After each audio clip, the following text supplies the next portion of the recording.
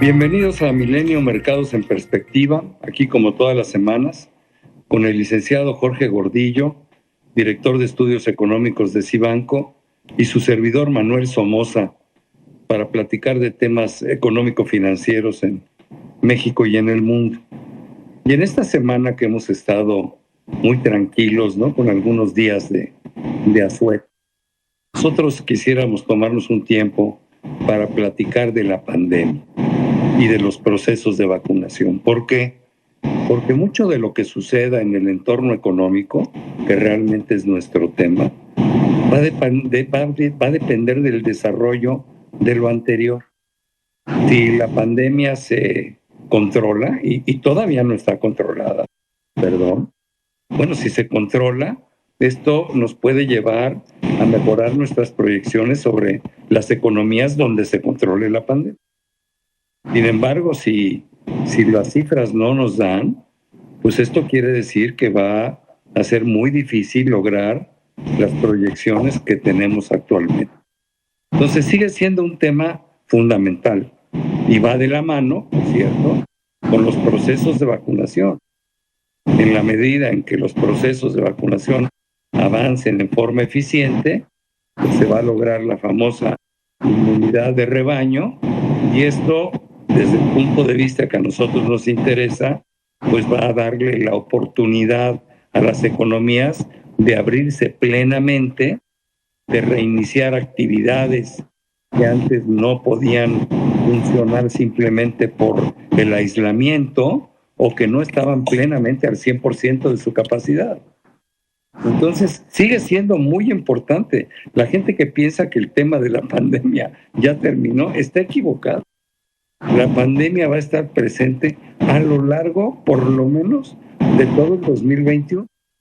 Le va a afectar en forma distinta a los países de acuerdo a sus habilidades para controlarla y para resolver. Recordemos que además, pues la vacuna es algo que previene, pero lo que no se ha encontrado es un remedio que cure la enfermedad.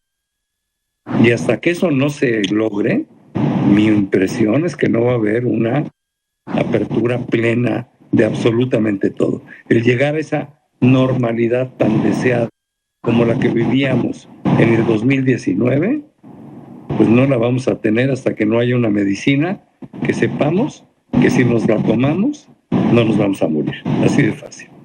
Pero bueno, yo le pediría al licenciado Gordillo que comparta con nosotros lo que ha estado leyendo en razón a este tema, la pandemia y los procesos de vacunación. Gracias, Manuel. Saludos a todos. Consideramos importante tocar este tema porque la pandemia nos ha movido a todos en nuestra manera de actuar, nuestras estrategias de negocio, nuestras estrategias financieras, y nos claramente generó una disrupción muy fuerte el año pasado, y esta desesperación por buscar la normalidad nos ha hecho creer, o esta aspiración a la vacunación nos ha hecho creer que ya la hemos dominado, y no es así. Efectivamente, el que tenga un mejor control sobre la pandemia es quien mejor saldrá rápidamente de la economía. Entonces, la estrategia correcta de los países es cómo controlar la pandemia, cómo lograr vivir con ella en este proceso de normalidad.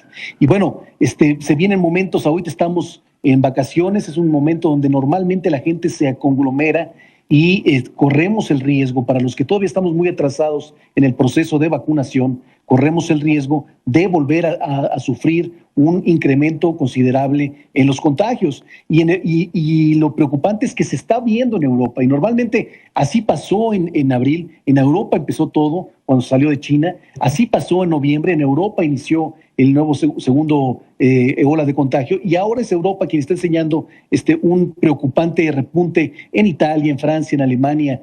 En el mundo en general se ha incrementado en más de 3% el número de contagios diarios. Hoy en día hay ya cerca de 120 millones de casos contagiados en el mundo, 2.8 millones de fallecidos por este virus, y hay más de 25 millones de personas infectadas activamente. O sea, la cantidad no es poca. Sí tenemos mejor percepción, sí convivimos mejor con el virus, pero todavía estamos lejos de dominar y bueno, esto está generando, estamos escuchando que hay prevención o contención de movilidad en varias ciudades europeas.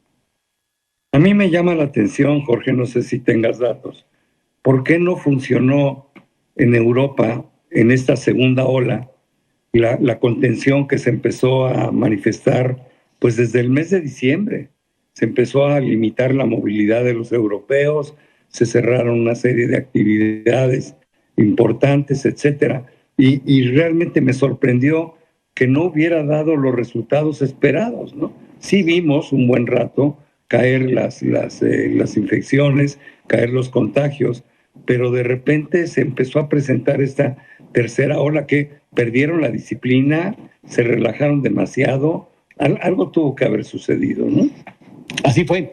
Primero la estrategia fue darle prioridad a la producción, al sector industrial. Este sector ha empezado a dar mejores resultados, ha empezado a generar, a lograr trabajar con el conjunto de la pandemia. Pero la otra parte, la parte de los servicios, la parte donde hay mucha conglomeración de gente, esta estuvo muy restringida el año pasado, es restringida a principios de este año y se ha ido soltando un poco, tratando de buscar estrategias para que no desaparezca, porque ya muchas empresas ya no pueden aguantar más meses, ya se les fue casi un año sin desaparecer. Entonces, hemos dado pasos para adelante y pasos para atrás. Efectivamente, parece que las cosas mejoran, pero inmediatamente cometemos el error de relajarnos y vuelven a surgir nuevos contagios. Como dices, tanto Alemania, Francia o Italia habían dicho que iban a salir para abril, ya todas las restricciones lo han pateado para mayo, por este entonces, ¿no? Mi preocupación es que, como dice el dicho, ¿no? Cuando veas las barbas de tu vecino cortar, pon las tuyas a remojar, ¿no? Y entonces mi temor es que esta tercera ola venga y nos vuelva a pegar en México en forma violenta. Primero, por el incentivo que tienen los contagios con el proceso de vacaciones. Bueno, es irremediable, pero seguramente vamos a ver que se van a incrementar. Pero también me preocupa el proceso de vacunación tan lento que hemos vivido. Yo creo, en una crítica constructiva, que el gobierno se equivocó generando expectativas que nunca iba a poder cumplir, porque el gobierno sabía que la cantidad importante de vacunas nos iba a llegar en abril, no en febrero ni en marzo, ¿no? Y entonces la gente está muy desesperada desde febrero y sabemos que las cantidades importantes de vacunas van a llegar hasta abril. Yo tengo confianza en que cuando lleguen las vacunas, que ya están llegando ahora sí, ya se siente, bueno, pues tengamos procesos de vacunación masivos. Pero también estoy preocupado porque en la logística de la vacunación, por ejemplo, el gobierno, y no entiendo por qué, no quiso aprovechar esa enorme experiencia de las brigadas de vacunación que funcionaron también en el pasado, organizadas por el sector salud, con doctores y enfermeras de los hospitales públicos, y que fueron tan exitosas como para eliminar el sarampión, la viruela, etcétera, etcétera. Y en cambio estamos usando a los siervos de la nación, al ejército, que puede ser gente espléndida, no tengo ninguna bronca con ellos, pero simplemente no tienen esa capacitación, ese entrenamiento, no es su chamba. Y en cambio hay un montón de gente en el sector salud que sí estaría preparada para activar este proceso de vacunación. Yo no sé qué pienses tú, la metodología o la logística que se ha utilizado, pues no le encuentro lógica.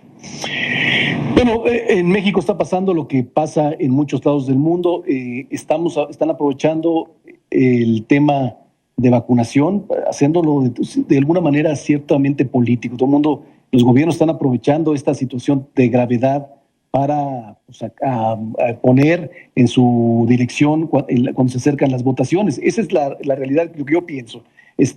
Pero el problema aquí es lo que dices, que se atrase el proceso, que provoques más muertes, que provoques más restricción en la economía, y no solo el tema de vacunación, el tema económico.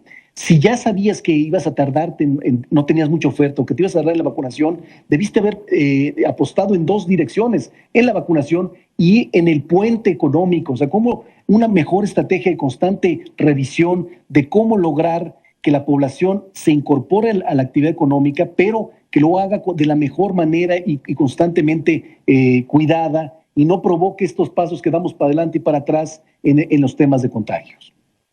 Me llama la atención que el gobierno se siga negando a apoyar a los damnificados por la pandemia. Se han cerrado miles de empresas. Otras nuevas se han abierto, claro, con mucho menor número de gentes. Pero el año pasado se perdieron 1 millón de empresas. Se han abierto 600,000, pero mucho más chiquitas. Y además, bueno, pues el desempleo, ponle el número que quieras, 2, 3 millones de gentes entre formales e informales. Y el gobierno no ha querido invertir ahí. Y no lo entiendo, porque esto no es un gasto, es una inversión. Es prepararnos para crecimientos futuros más importantes.